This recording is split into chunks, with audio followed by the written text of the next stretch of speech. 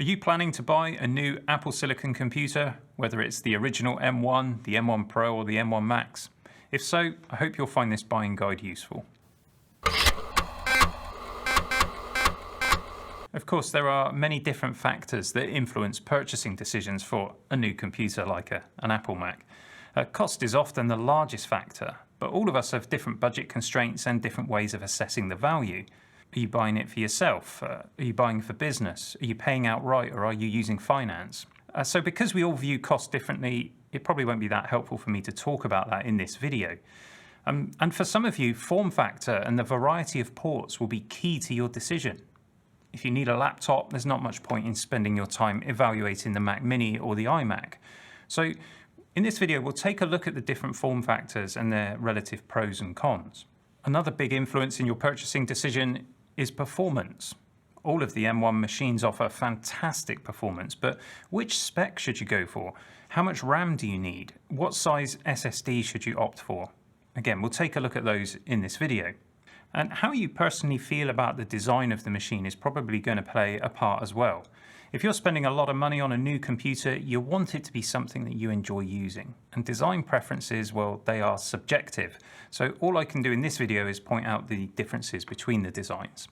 And of course, some of us buy our machines simply because we like the machine and we can afford it. And that's perfectly fine. It's up to you how you spend your money. So I'll try and put some sensible chapter markers in so that you can skip to the parts that interest you. But I will say that you'll probably find it helpful to watch the whole video to give you a complete picture. And we're going to get started by talking about the different M1 chips. If you're not familiar with Apple's new silicon, it might help you to think of the M1 as a whole computer on a chip. There's a central processor with two different types of cores, high performance and high efficiency. The efficiency cores can handle everyday tasks whilst just using a tiny amount of power. And that's pretty useful in a laptop where you want long battery life. But the performance cores, they provide the serious computing power when it's needed. Also on the chip, you'll find a GPU or graphics processor. That handles your displays, and it can have a big impact on performance for things like graphic design, video editing, and gaming. There's also a group of machine learning cores, which can be used by software developers to provide artificial intelligence enhancements to things like detecting text and faces in images. And this is something that's becoming increasingly common. Then we have individual accelerators for decoding and encoding video streams, things for enhancing images, handling audio and security tasks. The M1 really does have a lot going on inside. And now all of these processors and accelerators have shared access to the system memory, something Apple calls unified memory. And for reasons we won't get into now, this provides a huge performance benefit. That M1 also features an SSD controller for the very fast solid-state storage chips on these machines. And again, this is another of the keys to the fantastic performance we see with these new Apple Macs. Something you need to remember though is that there are no upgrades. The M1 chip, the system memory and the SSD is all soldered to the motherboard. So it is really important that you buy the right spec from the outset. I'm recording this in February 2022, and at time of recording there are 3 M1 chips available. There's the original M1, the M1 Pro and the M1 Max. And what we'll do is we'll just cover the standard configuration for each of these and talk about the variations as we go. Now the original M1 has 8 CPU cores. 4 are of that efficiency type and 4 are of the performance type. And generally speaking, the M1 offers more computing performance than any of the consumer Intel Macs which came before it. There are a couple of exceptions, but this statement is certainly true for all of the laptop computers. The M1 chip comes as standard with 8 GPU or graphics cores. And this is broadly enough to give it performance on par with the mid-range Intel MacBook Pros of the previous generation. And it will offer more than enough performance for the majority of users. Unless your work involves something graphically intensive or you want to play the latest games, then you'll find that the original M1 delivers solid graphics performance. There's that 16-core neural engine, the machine learning cores that we spoke about, and accelerators for various different things. Notably, dedicated accelerators for encoding and decoding modern video codecs like H.264 and H.265. And that's relevant because that's the type of video that comes off of most consumer cameras. So if you want to edit some home movies in 4K, you'll find the M1 does the job. As standard, the M1 comes with 8 gigabytes of RAM, but you can increase that to 16 gigabytes. But should you buy that additional RAM? Well, if you're using your M1 computer for general office, web and email tasks, you'll find 8 gigabytes is plenty. In fact, even if you're doing some photo editing, basic graphic design, simple video editing, you can get by with 8 gigabytes. But if you're planning to push the computer harder, 16 gigs does make a noticeable difference to performance. And there's also an argument for future-proofing your computer by speccing 16 gigs if you can afford it. Remember that everything on the M1 chip is using that same memory. So if you don't have enough, the system will start using the internal SSD, swapping memory from the memory banks to the internal storage. Because the SSD is so quick, you probably won't notice that this is happening, and that's fine for occasional use, but it's not really desirable long term, as it will shorten the lifespan of your non-replaceable SSD. The original M1 is available in the Mac Mini, the 24-inch iMac, the MacBook Air, and the MacBook Pro 13-inch with Touch Bar. And if you choose the entry specification of the 24-inch iMac or the MacBook Air, you get what is known as a binned chip. And this has 7 graphics cores rather than 8. So you get slightly less graphics performance, but still enough for the majority of casual users. When it comes to computing performance generally, the M1 has enough on offer for most people. In fact, I'd go so far as to say that very few people need more raw compute power than the M1 has. But there are still reasons to consider the more expensive M1 Pro and M1 Max chips. So let's take a look at these. M1 Pro has 10 CPU cores, just 2 of those efficiency cores and 8 performance cores. The individual cores themselves are exactly the same as those in the original M1. There's just more of them and in a different combination. And this results in considerably more multi-threaded performance, but single-threaded performance remains the same. Now, just to explain this, a lot of common apps on your computer will be single-threaded. In other words, all the instructions from the app are handed to a single processor core. Other apps can spread their tasks across multiple processor cores to get the job done quicker. And it's important to know this because if you simply go by the benchmark numbers, which test all of those cores to the max, you might assume that the M1 Pro is always a certain percentage faster than the M1, but in the real world, it isn't. And it's also worth knowing that it's not possible to code every app so that it uses all the available processor cores. So outside of benchmark apps and some professional applications, you may not see the performance increase that you were expecting.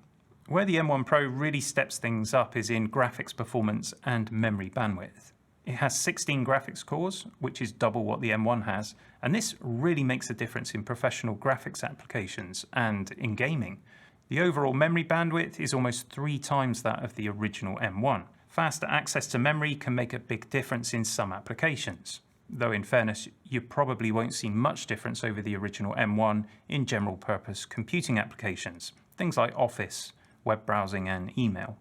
The M1 Pro has the same neural engine and accelerators as the original M1, but it also gets hardware acceleration for ProRes and ProRes RAW video. And if you work with either of those formats, you'll see a big performance uplift from M1 Pro. For the M1 Pro, memory is 16 gigabytes as standard, but you can upgrade it to 32 gigabytes. The question is, should you? Probably not. 16 gigs is enough for the majority of tasks. It's enough that the computer won't often need to resort to that memory swapping. But in tests that we've done and that others have done, we've found that there is very little performance benefit to having 32 gigabytes. And even then, you'll only see it if you are hammering the system really hard. Now, there may be specific workloads where the additional RAM is desirable, and if you have one of those, then you'll probably know what you need. But for the rest of us, 16 gigabytes on an M1 Pro is perfect. Now, at the time of recording, the M1 Pro chip is only available in the new 14-inch and 16-inch MacBook Pro models. In the 16-inch model, the M1 Pro offers everything that we just listed, but there are also 2 binned versions of the M1 Pro chips that are available on the 14-inch model. So if you go for that entry-level 14-inch model, you'll find that you've lost 2 of your performance cores. So you have an 8-core CPU, but it's still more performant than the original M1 because it has 6 performance cores and 2 efficiency cores, and it has that additional memory bandwidth. On this version of the chip, you also lose 2 of the graphics cores, so you get 14 GPU cores. But it does have another benefit though, and that is that it delivers the best battery life of all of the M1 Pro and the M1 Max chips, and you might think that's worth the small performance loss. The other binned option has the full 10 CPU cores, but still loses those 2 graphics cores. But this is a $100 difference, or a $100 saving, and I don't think it's worth it. I'd probably give it a miss and go for the full fat version of the M1 Pro. And that then brings us to the M1 Max, which is identical to the M1 Pro when it comes to CPU. It does boast double the memory bandwidth of the M1 Pro, but in all of our testing, we didn't see that materialize into real-world computing performance gains for most tasks. So I think it's fair to say that it offers the same computing performance. The M1 Max is really all about the graphics. And there are 2 options for this chip, one with 24 graphics cores and one with 32. And these are the most powerful GPUs that have ever been available in Apple notebook computers. You can happily game on these chips, and they are monsters for video editing work on the go. It also has twice the number of video encoders and decoders, both for H.264 and 265, but also ProRes and ProRes RAW. Standard memory is at 32 gigabytes, but you can spec these ones all the way up to 64 gigabytes. But should you? Probably not. It's the same story as with the M1 Pro. You probably will never see the benefit of going to 64 gigabytes unless you've got some very specific workload which needs that much RAM. With these computers, you shouldn't assume that more is always better. When we did our in-depth video editing tests, we found that the 24 GPU core model with 32 gigs of RAM performed at the same level as the 32 GPU core model with 64 gigs of RAM. So if your workflow doesn't rely on raw graphics computational performance, things like 3D rendering, for example, or you're playing games, you might not see the benefit in the real world of the additional GPU cores on that top chip. When it comes to battery life, the M1 Max models deplete their battery noticeably quicker than the M1 Pro, but battery life is still very good. So perhaps a quick summary might help here. We've got the original M1, which offers great all-round performance, more than enough for most people. Get the 16 gigabytes of RAM if you can. The M1 Pro, that's a decent step up for professional creative workflows, much better graphics performance, and again, I'd stick with the 16 gigabytes of RAM. You should get the M1 Max if you need that additional graphics performance beyond the M1 Pro. Again though, I'd probably stick with the 32 gigabytes of RAM. Now another key difference between these chips is in the number of displays that they can drive. The original M1 can only handle 1 additional display. That can be a 6K display running at 60 Hz though. The Mac Mini of course doesn't have an internal display, so it can drive 2, one at 6K and 60 Hz, and it also has the HDMI port which can drive a 4K display at up to 60 Hz. The M1 Pro machines take this on a step. They can drive 2 external displays at 6K, and the M1 Max machines can drive 3 external displays at 6K and another one at 4K. So if you're someone who needs a lot of displays attached to your computer, this alone may be the deciding factor in your purchasing decision. For now though, let's have a look at the different form factors, starting with the M1 machines, and we'll do the desktops first. The M1 Mac Mini of course doesn't come with a display, nor does it come with a keyboard or a mouse, but it is a very capable little desktop computer. If you've already got the display and the keyboard and mouse, it's the cheapest way to get into Apple Mac ownership. You get 2 USB 4 ports, which incorporate Thunderbolt 3. Just be aware that USB performance on the original M1 chip is still lagging some way behind Intel Macs for some things like external storage drives. And I've covered that in other videos on the channel. Thunderbolt performance is good though. The Mini does also get 2 USB Type-A ports, sadly only 5 gigabits per second, but useful to have nonetheless. There's an HDMI 2.0 port and a 3.5mm headphone jack. And it comes as standard with 1 gigabit Ethernet, but you can configure it with 10 gigabit Ethernet. It's widely expected that Apple will be releasing versions of the Mac Mini with the M1 Pro and M1 Max chips in the near future, so bear that in mind if you're after a Mac Mini.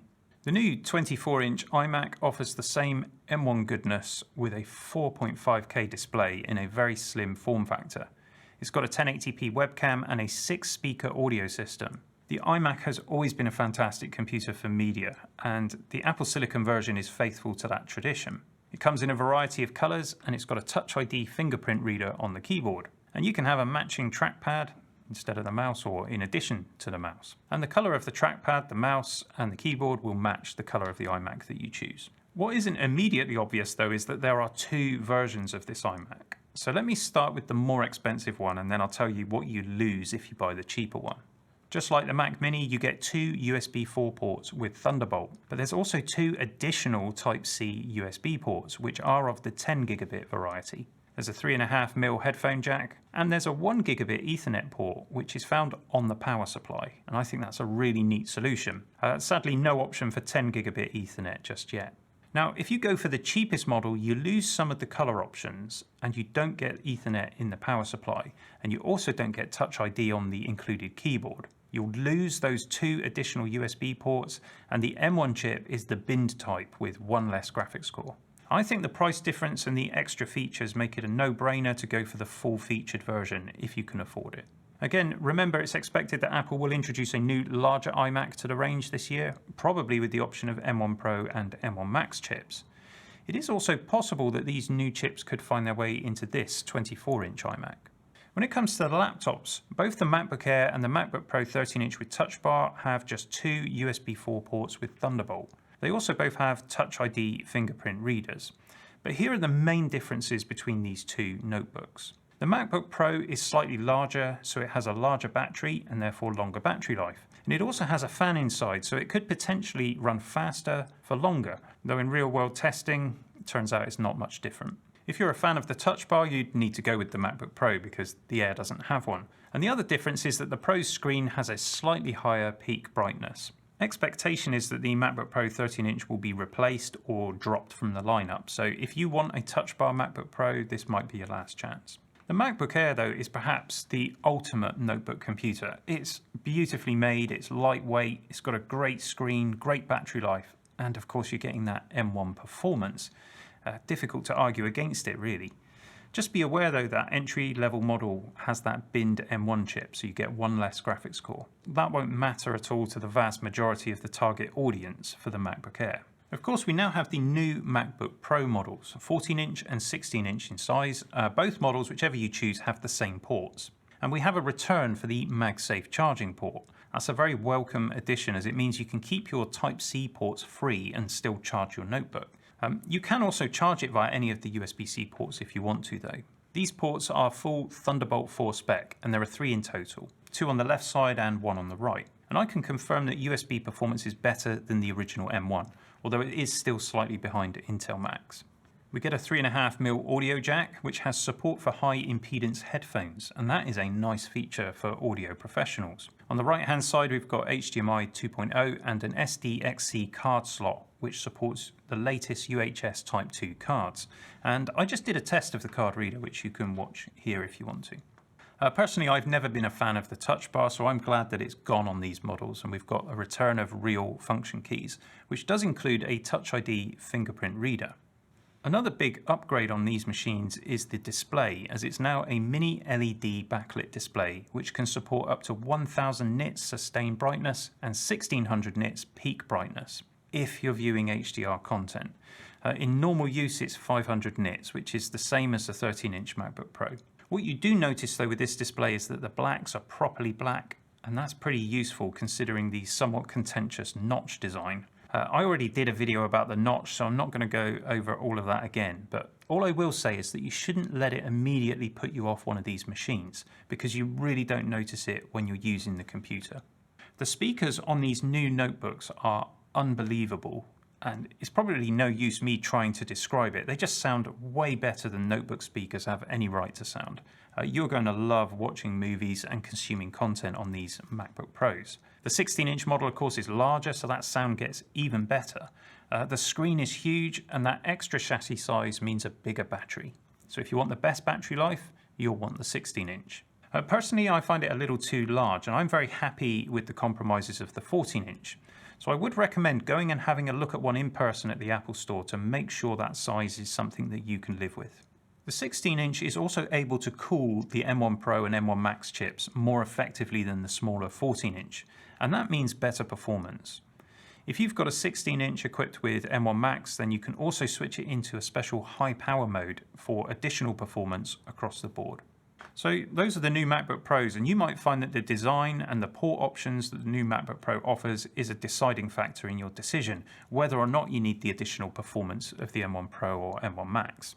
In 2022, we expect Apple to release more M1 Pro and M1 Max computers, a larger iMac, possibly an iMac Pro, a Mac Mini with these chips, and a new Mac Pro. And it's likely that the top-end desktop machines will get the option of having 2 or 4 of these chips.